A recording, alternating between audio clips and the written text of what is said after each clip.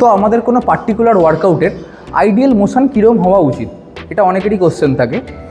তো আপনারা কিছুটা মেরে থাকেন এরকম,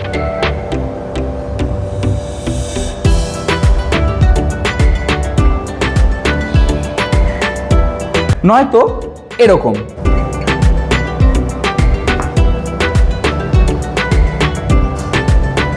নয়তো কিছুটা এরকম।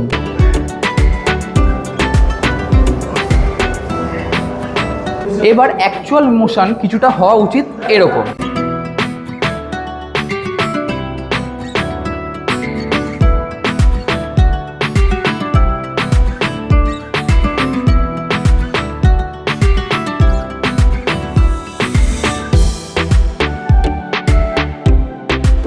নয়তো কিছুটা হওয়া উচিত এরকম।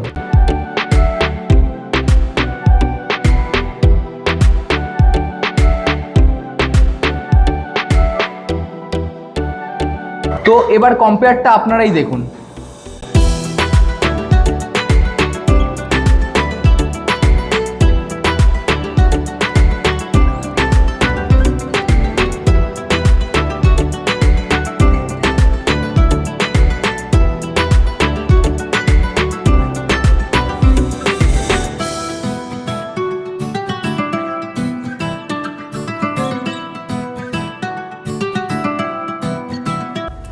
দাদা, তুমি যে তোমার ফর্মটা দেখালে, তোমার ফর্মটা তো খুব আই সুদিং লাগছিল। তুমি স্পেশাল কি করছিলে? স্পেশাল কিছুই করছি না, ফর্মটা ভালো করে দেখলে বুঝতে পারবি যে তোদের যে মোশনটা তোরা করছিস মানে ডিসব্যালেন্স, নেগেটিভ মুভমেন্ট আর পজিটিভ মুভমেন্টের মধ্যে কোনো মিল নেই। আইডিয়ালি আমার মুভমেন্টটা যদি তুই আরেকবার ভিডিওটাকে ঘুরিয়ে দেখিস তাহলে দেখতে পাবি যে আমি যখন নেগেটিভ মারছি, ধরে নিলাম আমি 1x স্পিডে নেগেটিভ মারছি, পজিটিভটাও কিন্তু আমার 1x স্পিডেই হচ্ছে, 1x হচ্ছে অথবা 1.5x হচ্ছে, ওটা 2x ডাইরেক্ট চলে যাচ্ছে।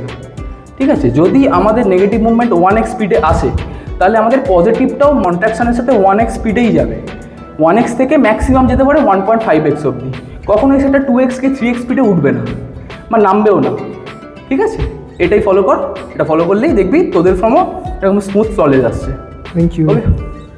তো এই অবধি ছিল আজকের ভিডিওটা ভালো করে দেখুন, শিখুন, ভালো করে পারফর্ম করুন ওয়ার্কআউটগুলো। আর যদি কোনো কোয়ারি থাকে তাহলে কমেন্ট বক্সে অবশ্যই কমেন্ট করুন।